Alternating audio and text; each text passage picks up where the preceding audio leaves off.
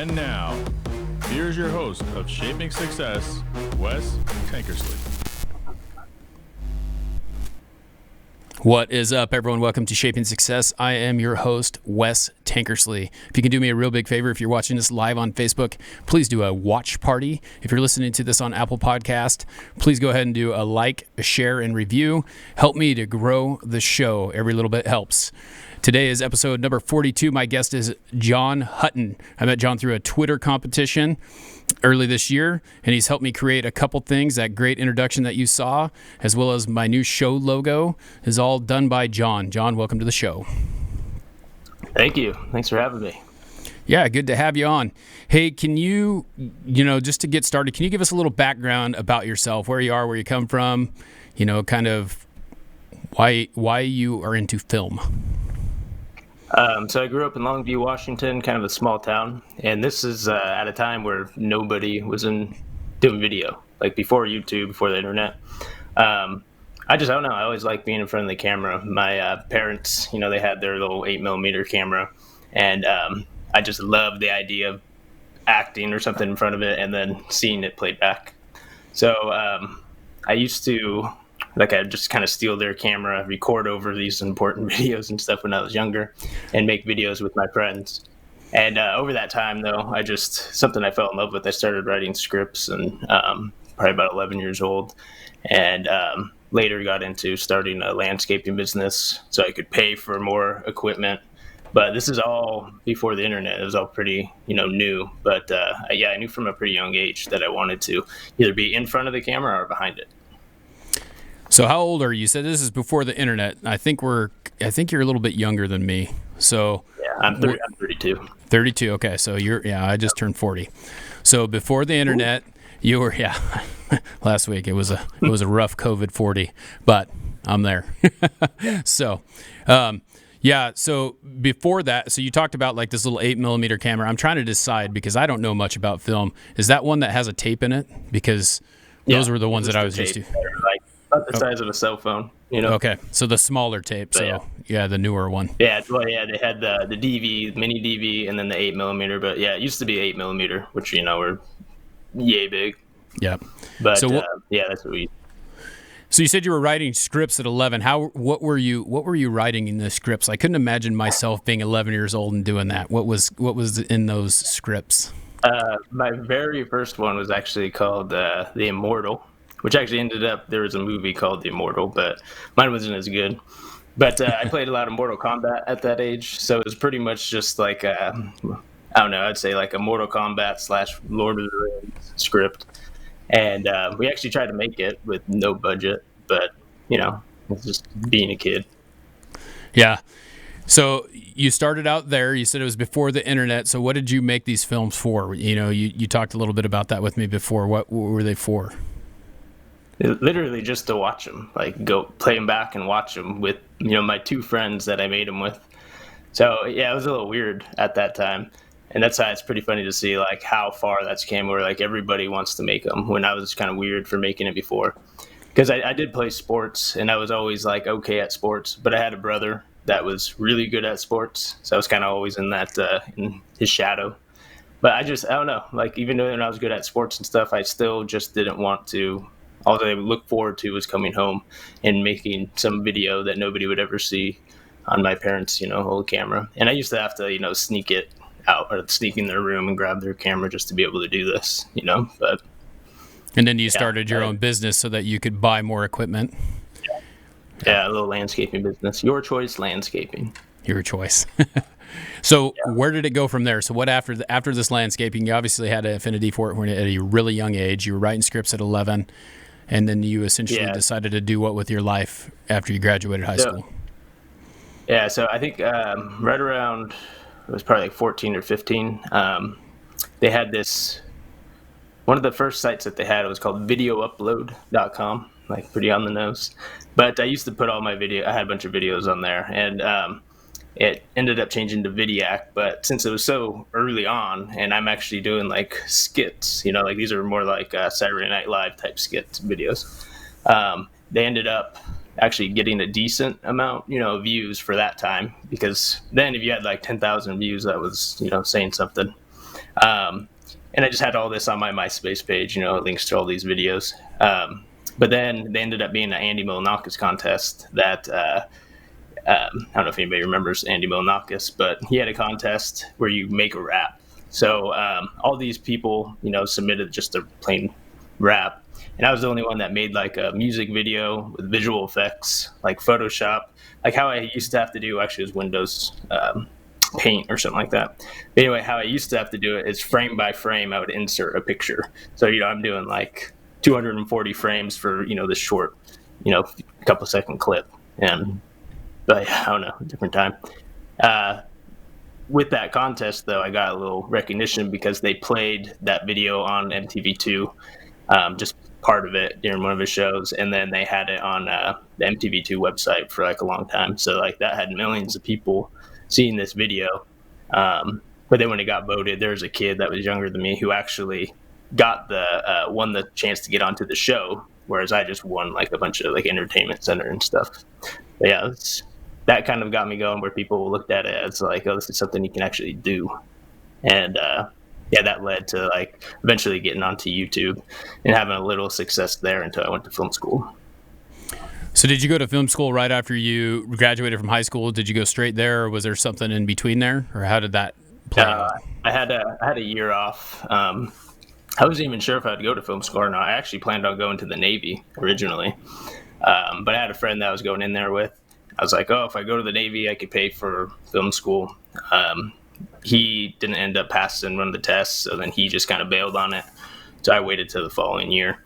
But yeah, I kind of had a year off there where, I was making all these videos for such a long time. And between my senior year before I went to film school, the friends that I made these videos with, like I kind of had that like, oh, I'm going to do this forever, just making these videos. But everybody moves on, people go to school and stuff. So I got kind of left by myself, so I kind of stopped making them at that point. That following year, I did end up moving down to Los Angeles with a couple of the guys that I used to make those videos with. So it kind of carried out. But it was probably within the first 2 months of being at the New York Film Academy in Los Angeles that one of the teachers was like, if you're going to keep doing YouTube videos, you can pretty much kiss your chance goodbye at doing anything in filmmaking, because it was disrespected at the time. Like nobody saw it as actual filmmaking. It was just, this thing that kids were doing and stuff. And it was a cheap form of production, I guess. Yeah, which is kind of funny because we all know where that ended up and what happened with that. And as far as that went, I mean, did that kind of take the wind out of your sails when you were thinking about that? They're telling you that you're doing something which is still creative. It's still your canvas. It's a whole different situation. But yeah, I have to assume that kind of made you not feel good about what you were doing.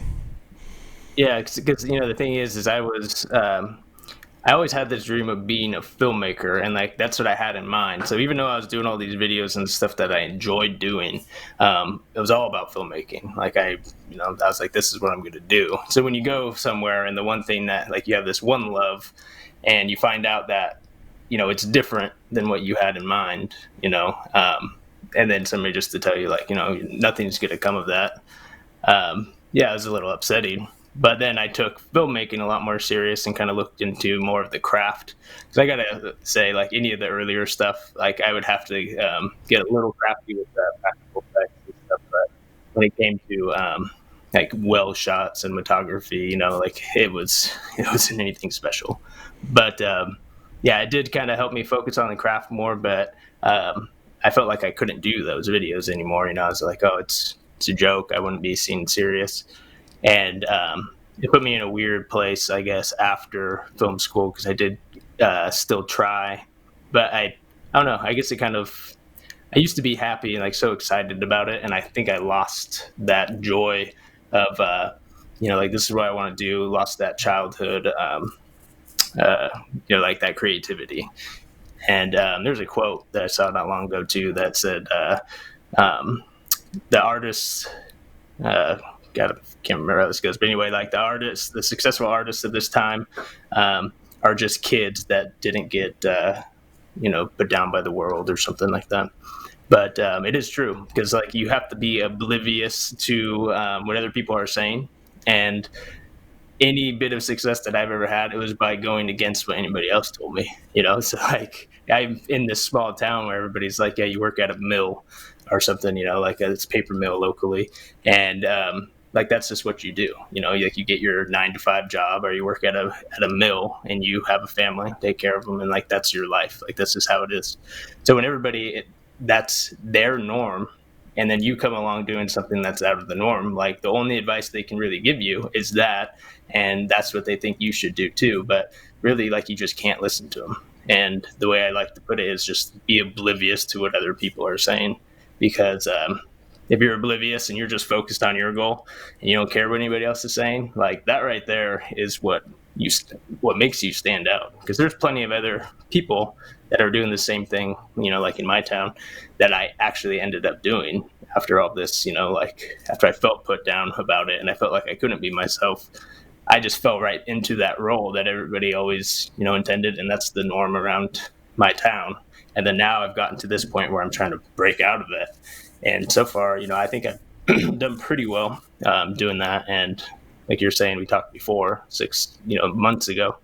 And that was like right when I kind of started this journey. And I would say since then, I've had a decent amount of success. Yeah, and it's crazy because that's all it takes. One of the things that I would tell you, like I said, I just turned 40 last week, and it took me 38 years to try and figure out what I wanted and where I wanted to be. And so the good thing is one, you're young, but two, you figured it out and you went back to where your heart was. It's kind of tough to have people take that wind out of your sails. And I have that still as a 40-year-old person, you still have people like parents and relatives and family and other people who will tell you that taking that risk is not worth it. But in the end, it's worth whatever it is worth to you. So if you really want that to happen, you're going to have to push yourself to do that. So the good thing is you found your way back.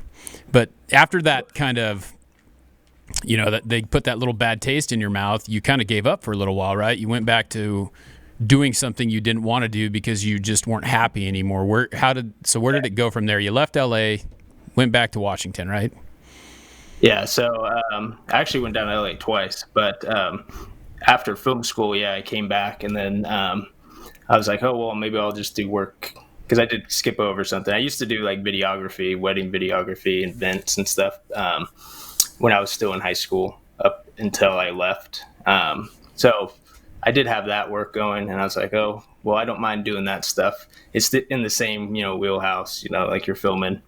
So I was like, oh, I don't mind. I'll just get into doing that. But the thing is like right there, like I was just settling. And I think that was, I don't know, like you feel like if you have a test of, I was going through this phase where I kind of had a test of will, like there's something I've always wanted. And then when I found out that, like, oh, here's a realistic point of view on it. And, like I believe I was kind of being, my will was being tested. And instead of just pushing through, I was like, okay. And I gave up and I just left, because even when I was done with film school, I had an opportunity to be an editor's assistant.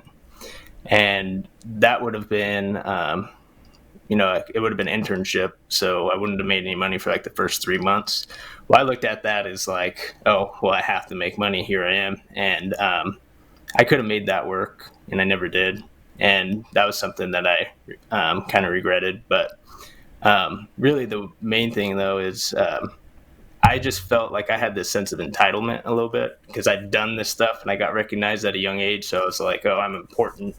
And that's one thing that I would say like a lot of people need to notice, especially, you have these younger kids on TikTok and stuff too that are going through this, where it's like you get this recognition and then suddenly you feel like you are the most important person, like you can do anything. But you go to the real world and like a lot of people really don't care. So like every single day you have to give it your all, not just because you did something special, a couple years ago. And, we were just talking before the show started. I was like, yeah, I really don't like talking about myself. I'm really not a fan of it. I can talk about something else. But like looking back, I really don't like talking about this stuff, but it is what made me, or like put me to where I am. I wish like my mindset now, I wish I had that 10 years ago. Like if I had that same mindset, like I would have still been in LA, and I guarantee I would have had at least some success by this point. But it's just, like you can tell people over and over, like I know this is what your podcast is about too. It's like you tell people like this is how you do it. You can give them the advice, but they have to be the ones to apply it, and they have to also tailor it to who they are.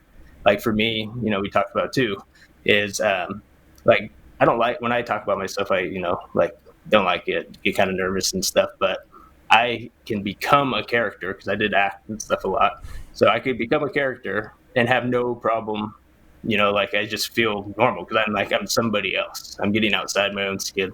So it's like I just feel like I'm somebody else. It's not necessarily method acting, but it's just how you feel, like because if you embarrass yourself, you're like, oh, it's the character. It's not actually me. Like when I'm like talking to you now, like I open up about something and I feel like vulnerable, which but at the same time, if I go act like I'm somebody else, like I don't feel that way. It's their problem. So even applying that to now is I don't know if you want to jump into this now, but I had that at my work after I came back from LA. I ended up just falling into the same job that a lot of other people do. It's a good job, but it's local at a mill, and I was just kind of stuck there, and I went through the motions, and I was like, all right, this is it, and I was trying to cope with it, and coming to this point now, this is like right when I met you, like I ended up. It's like, no, I got to do something about this. I'm not happy. I was depressed and I had anxiety and, mentally I was in a good place. And, I'm sitting there doing something I didn't enjoy every day. And, I have 2 kids and like I could be this person with my kids. But then when it came to work and stuff, I felt like I had to be reserved. So finally, at this job, they asked me to do like a little bit of video because they knew that I did, and I wanted to take it to another level where I could actually just get into doing that work. So I had to act as if I was somebody who was confident and successful. And it's gonna be kind of awkward if anybody sees this, but I just acted as somebody that I wanted to be, and it surprisingly like it works. Like you just picture the person that you want to be, that's who you want to become. And then just act as if you were that person. Like, I'm not saying you lie about, stuff, but just like you just act and you present yourself that way. And it's opened up some opportunities to me now.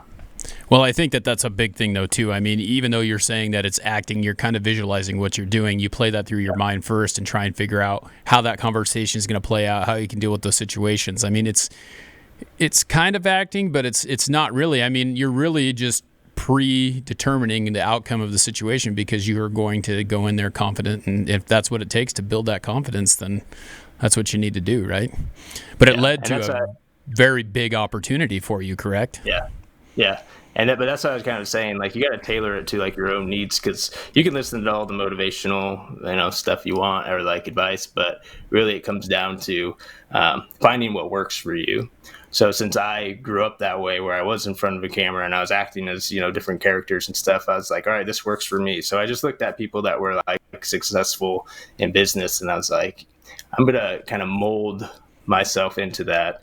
And, I could tell myself that and, you could do like affirmations and stuff. But to me, I'm just like, I'm going to act as if that's who I am, like think of like the exact person you want to be, write it down, and then just act like you are that person, because that's something that I can do. And, it's worked for me. And I don't know, I just think that like this whole journey and stuff, it was something that was like always there. But I just never really tried to apply it. I spent too much time feeling sorry for myself, I think, for the most part. And so it's something I'd really encourage everybody to kind of look into themselves and try to find what it is about you that's unique, like how you can, apply it to your everyday and then go after that, because it's really not worth just settling. Yeah, and that's a big thing, I think, like with that, when I found you, I was kind of in this place where I was trying to figure out the way, try and figure out how to not settle anymore, because I had been in that same situation as well. And you just have to, I think that it's some great advice that you just gave there, even though, you were just kind of talking about how you dealt with it. People who have that same type of situation need to be able to visualize that and be able to realize that it's there. I mean, because in the end, you do great work and you know that. It's just hard for you to talk about it, about yourself, like you said. So visualizing that and acting that out, I think, is just kind of your way of making it happen. And it worked for you, right? So what happened from that? Yeah. You went in there, you went in as someone different, or acted that you were a successful person. You were a successful person. I mean, that's what happened, right? So pretty much what happened is I looked at it because I actually got a job opportunity right before this happened, and I wasn't very happy about it because, when they approached me about this job, they told me like what the hours could be because I'd be salary, and they were completely honest about that, and it would have ended up been like 7 days a week. So I wasn't very happy about that situation, and that's also kind of what motivated me to do this too. So I was like, this is still at the same place, and so I was like, I've sat here and I've listened, I've learned, I even took a few courses and stuff in marketing, and I can see everything that they aren't doing. And I was originally doing it all for myself. But since I didn't like talking about myself and stuff, and I didn't like to promote myself because I am my business, unfortunately. So I have a hard time promoting it because it's me, so like, this is how I am. But when it comes to somebody else, or like it comes to you, Wes, I can easily help promote you. I have no problem. But when it comes to myself, for some reason, I'm like, oh, no, it sounds proud. I don't want to do that. But I looked at this opportunity where I was like, hey, I could apply all this stuff that I've learned over time, because I've also, I've been in psychology, and then obviously production, photography, all that. And now with this marketing, I was like, I could lay out this presentation, and I would, for anybody that's doing this too, like, if you have something that you think like would be valuable to your company, like write something up and just like, leave them in awe, because people don't really do that. Like, they feel like they're in their place and that's just who they are. Because technically, like, I would be considered a forklift operator in a warehouse. So nobody's sitting there looking at me with any, like, I'm not this amazing person that people are going to listen to. So what I did is I wrote up this presentation, and it was about 20 pages of everything that they could do. And it was tailored exactly to their business too. And I did all this on my own time. So I wrote up this 20-page presentation, and I was like, before I can present it to him, I got to get noticed. So there was a guy that was leaving. He had a retirement party, and I show up at this party and stuff, and I was just like, I got to get, I want people to see, like, have my name come up. So I bought him like a gag gift. It was a Speedo because he was moving to Vegas. So I bought him like a pack of Speedos, and people saw it, they laughed and stuff, and they're like, oh, who got you that? And they started throwing my name around. So right there, I got that little bit of recognition. And then after that, like, they had another job come up, and I applied for it, even though I wasn't going after it. And my name kind of came up again. And then I contacted like 3 of like the top people there, and it was like, all right, this is the time that I'll leave this presentation for him. So I not only sent it to him in an email, but I also printed it off, put it in like a folder, like made it like look nice, and set it on each of their desks. And by giving it to more than one person, that they're all going to be thinking if the other person saw it or, said anything about it too. So you reach out to more than one person, and he gets, everybody else thinking like if the other person talked to him. But by doing that, one of the people was, the CEO, and he recommended take it to the head of marketing sales. And then he talked to me about it. And now, we've been in discussion and stuff about doing this work. And, now I'm being put on retainer as my business to do this work for him, which is not really the direction that I ever intended. But yet, like, at this point, I'm actually just doing all the work that I enjoy, because I really am doing video production, photography, and graphic design. And this is all stuff that I love to do. And I kind of realized over time, too, that filmmaking, everybody has one job, and it takes a big team of people to all work together. But I kind of like doing a little bit of everything.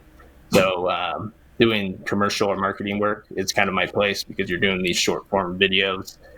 You can be a little more creative, and you have a part in like every aspect of it. And that's all the stuff that I love to do. So now that it put me in that position to do it for them, and then I've been working for Wes and doing work for all these other people, I'm doing everything that I actually enjoy, and it's stuff that I started from a young age because I liked figuring out how to do these practical effects.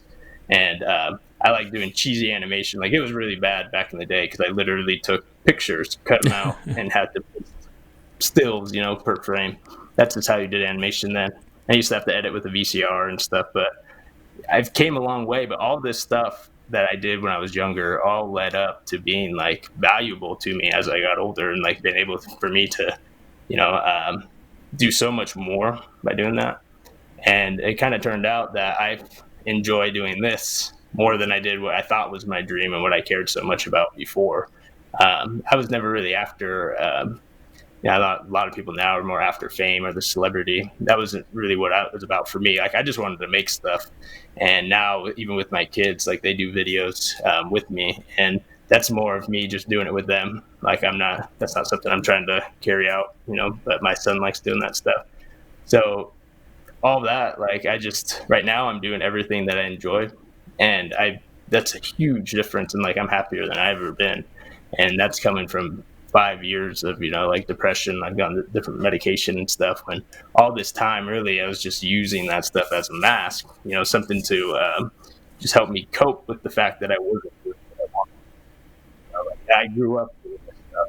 It feels so natural for me to do it that there's no reason for me not to try. And then now being able to apply that and kind of realize that things are going well. And I wish that I was a lot farther along coming on here, but maybe, I don't know, later on to come back on, I'll be farther along. But I won't have to talk about myself so much. I could talk about, work I'm doing, Wes. Like that. So. It's funny, and it's one of those things, though, you're gonna have, at some point you're gonna have to talk about yourself. And I think that it's a great story that people can hear that you struggle with that, because there is someone out there who you're helping right now by saying how you deal with that and how you do those things. The one thing that I will tell you is that everything that has happened to you in the past, and I know this because, I've been there too, it's all going to mean something later on. Just like you said, you alluded to that a couple times. You were talking about how, everything I did back then has helped me now, and you'll remember that. You'll know that helped you to be better at what you're doing now.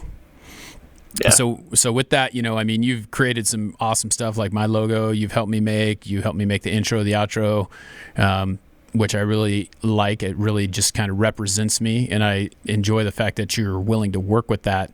And I know that you're trying to get that out there, that you do these types of things.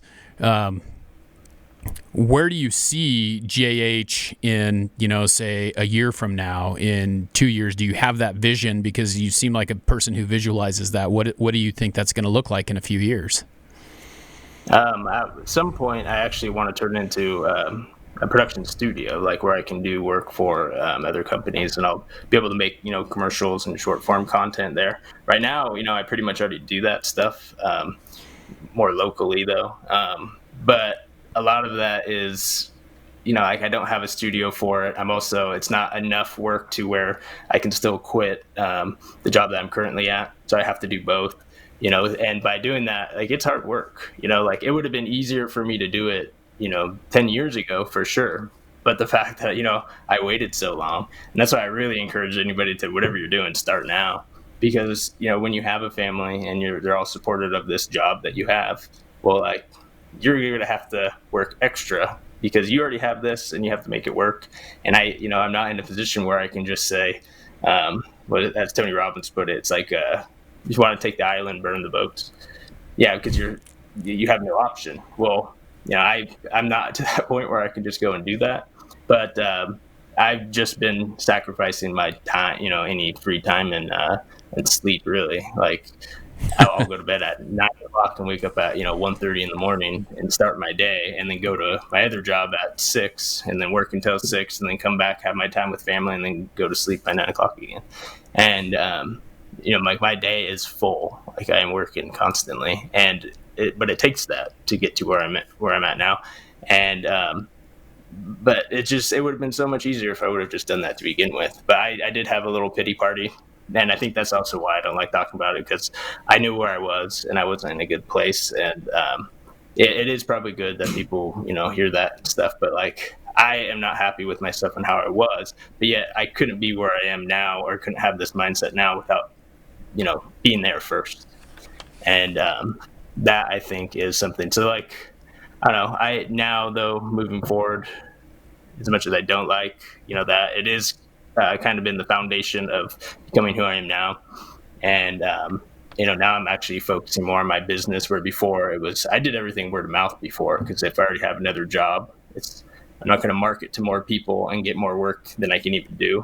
But I kind of focused on that now. So now I am getting more work than I can do.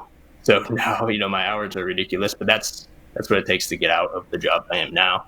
And what is considered normal and what I was told my, whole life, what is normal.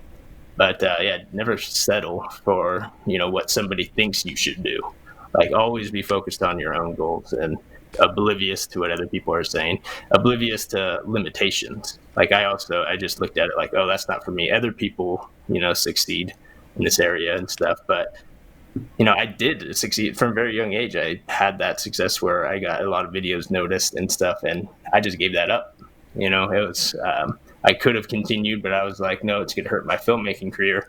And then I found out filmmaking, like everybody's so serious. Like I really don't like being serious. I think that's another reason why I don't like talking about my tragic story, because I'm not a very serious person. I'd rather sit here and try to make people laugh than sit here and tell this heartfelt story. But it is important to hear. I don't know. Like I just think that go for what it is that you want to do and go for it full-heartedly, and just don't give up. Look at every bit of your life and your struggle to success. It's no different than a video game. Anybody can beat a video game. You go at it and you may die and you have to restart and die and have to restart. And every time you do that, but eventually you'll figure it out and you'll beat it. It's really no different. Mario, for one, Super Mario Bros. 3 being the worst, because that takes you all the way back to the beginning if you die. Worst game ever. Now you have save point. That's funny. That's funny. I'm starting to remember that as well, because that's the worst, right? You spend days. You couldn't even shut off your Nintendo. Your Nintendo would be on for a week. And then it just somebody accidentally fixed it and it resets. Yeah. Like, now. That's my Arnold impression. Yeah. Down. Yeah, and like you said, I think it is one of those big things that people need to hear. They need to know that, the struggle is real. And I think that everything that you're doing is great. I think that you're going to have, it sounds like you're on that path of when it's going to overtake. So you're going to have so much that you're going to have to do in the other world that you're not going to be able to do this world anymore. And so that's what it takes sometimes. That's what you have to do. You have to be willing to work harder than the other person. I just did an interview a little while ago where the guest had told me that he went to a friend with an idea and he said, this is going to make you rich. This is what you need to do. And he took that chance. He went right out and he quit what he was doing and he went to it. And then he also told me the same thing. He's like, it's there. You have to just be willing to do it. So, that's just what we got to do. We just got to keep plugging away and then take that chance when you got it. And I think you're well on your way. Any advice, any more advice for someone who's kind of on the fence about doing what they're doing? Yeah, so I would just say make sure it is exactly what you want to do, because pursuing and like really being successful at something, it's hard work. Like it is not easy. Nothing, if something does happen to land on your lap, like you won the lottery, but really like it's hard work, and it's hard work to get there. If you're trying to get noticed, even social media and advertising and stuff, like I just recently studied a lot of this, but like it takes work to get there. You got to be, don't look at yourself as better than anybody else, because everybody's kind of in the same mindset. So like talk to other people, take advice from other people, and then really get an idea of what it is that you're going into, because if you don't like it, it's really hard to succeed at something that you don't like. And there's a speech that Jim Carrey said that it was you can fail at something that you can fail at the job that you don't love, so you might as well try for the one that you do. And that is really true, because go for whatever it is that you have, because failure happens. You don't look at it as like, oh, I failed. It's just you fail and you get up and you try again. And just like I was talking about levels in a game, everything's beatable. Anybody can do it. Like impossible, is actually possible. So do you just keep at it? Like you fall, you get back up, you do it again. And, this has been an ongoing thing for me. And I'm actually I am going to say I'm proud of where I'm at now because I made it a long way from where I was. And, I've done well and stuff financially. And I'm also working a lot. It's not for everybody, but yet it is going to be what it's going to take for me personally. And I believe it's going to be what most people need to apply every day is just understand that if you want to do something and you're not in a position that you can quit your job and go, for it, or you're going to have to lose your sleep. You're going to end up doing 4-hour sleep, a night, 3 hours or something, but you just don't work till burnout. And I've kind of been in this spot now where, I've came to the edge of burnout, and I was actually just talking to you yesterday. I remember you texted me, and I was like, I had no idea what you're talking about. Even though I knew we were doing this podcast, you said something about the email, and in my head, I was like, oh no, did I have work that I was supposed to do for him? Is he sending me something? I don't remember. But it's just because, I just had a hectic week where I was, working between so many people. Like, it's hard work. So just make sure that you are properly, exercising and everything, and eating well. And then relationships is a big thing because it's, it is hard on my wife and family if I'm busy all the time, so just make sure that you are giving that time to them still, because a healthy relationship within that and your work, it'll make everything easier on you. But the success will come. It's not going to come overnight. You got to understand that, but it will come if you just keep working on it. And the little bit of success I have, I'm not, hugely successful, but I'm doing well for myself, a lot better than I would have been. And but it took hard work to get that. And every day, I do listen to stuff that is going to motivate me. And I kind of just take that time to I listen to a lot of motivational speeches, Gary Vee, Tony Robbins and stuff, and all of that. You do have to hear every day, because if you don't have a mentor or somebody to kind of talk to you about that, or you don't have that support elsewhere, you have to hear that every day to really not give up on yourself, because it is easy to give up, but I think it's a test of will. And every time that you're faced with something that seems hard, or you feel like you're down in the dumps, and there's no light at the end of the tunnel, that's actually the time that you have to push forward the most, because normally on the other side of this test of will is where the success lies. And anytime that I've been faced with something like, I can't do it, I'm like, give up, that person through, opportunity opened up right on the other side. And that I full-heartedly, believe, because literally every time that's happened where I wanted to give up and I pushed through, something good happened. And so I strongly agree that I strongly think that you should just constantly go towards your dream. Don't give up. And it's not worth it. And if you're happy at your day job, that's good. But some people that for me, doing it so young and starting so early, this is just who I am, and I'm not happy at a day job, and this is the type of work that I love to do. And right now I am happy doing it, but I want more, really. Yeah, and that's the thing, one of the things that a lot of people don't see is that there is failure involved in being successful. So continue to keep doing that. So we're going to get to the last question here in a second, because we're kind of leading into that with the success talk. I want to talk about how you define that. But before we get there, we're going to talk about our last question sponsor.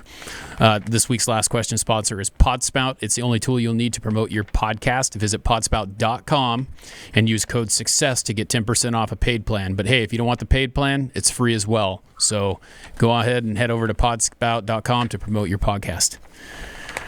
All right, John. Hey, it's been awesome having you on here. We did a little bit of an interview a few months ago. We've talked quite a bit over here. You've created a lot of stuff for me, and I'm thankful that you do that. And I want everyone to know that this is the kind of thing that you're looking to do.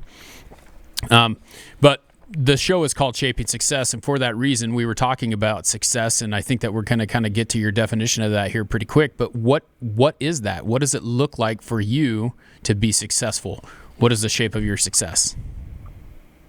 I think success to me is waking up every day and, being excited to work. There's times that I can't go to sleep because I'm excited to work in the morning, and I'm excited at 9 p.m. I'm excited to wake up at 1:30 a.m. and start working. that to me is success. Like I achieved that. Now I just want to do more of it. So if you've reached that point where you love every day, like you love what you do, like, yeah, you've reached success. There's levels of success, I believe. And, like you can be at a certain level. And right now I just want to be even higher. I love what I do. So in my opinion, I did succeed. And now I just want to do that only and not work 90 hours, a week. So if someone wants to reach out to you and have you do kind of like a branding package or create some videos, intros, outros, podcasts, any types of videos, where can they find you? All right. So Instagram would be at _JH_visuals. That's also the same for Twitter. You could reach me there. And then Facebook is just at JH Visuals. But yeah, if anybody contacts me there, I'd be more than happy to do work for them. And if you mention the podcast, I'll do it for half off. Oh, dang. Listen to that. Reach out to John to get half off your podcast. Just tell him about the podcast. Hey, that's the thing. You got to realize that we can find you wherever you are. I'll link it in the show notes, but he's willing to help you out. He's been helping me out quite a bit lately. Created intros, outros, logos. This is actually the second or third logo that he's made for me. So reach out to John if you have any. Yes, I this is me. Yeah. I mean, this is me. So me and my friend were talking about that earlier, how this is me. So I appreciate you helping me to find that. Yeah. I got one comment really quick. All right, let's go for it. You look really good with a beard. Oh, thanks. I gotta say, you look really good with a beard. Yeah. And by the way, how tall are you? Because I pictured you as like a 5'5". Oh no, not really. But, you're like what, 6'4"? 6'3". Yeah, 6'3". 6'3"? Yeah, okay. My brother's 6'5", and I don't know. He played sports. He was always way better than me, though. Like I said, I was just like in his shadow constantly. Yeah.